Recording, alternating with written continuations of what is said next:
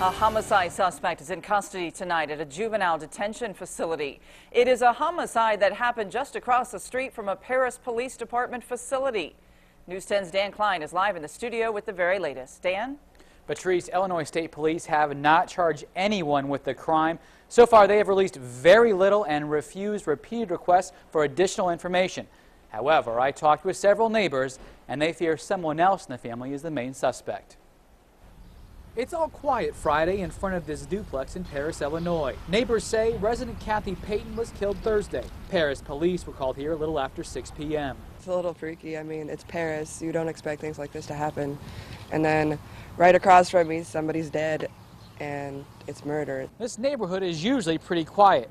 In fact, the back door to the Payton home is just across the street from the investigations division of the Paris Police Department. Scale says Kathie's 16-year-old son Terry lived with her. She says it was common knowledge that they did not always get along. You would hear them screaming all the time at each other.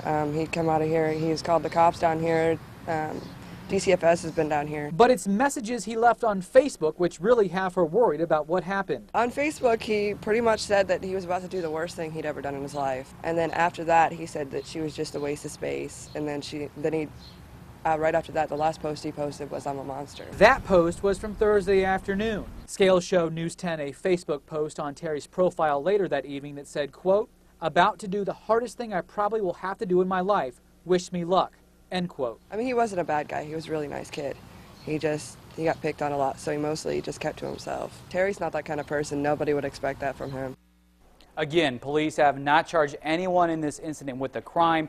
However, records show that Terry Payton is scheduled to be in court at 3:30 Monday afternoon on a criminal felony charge. Patrice, back to you. Thank you, Dan. An autopsy on the body was performed this morning, but the Edgar County coroner referred all questions to the Illinois State Police. Investigators do say there is no indication of threats or danger to the public.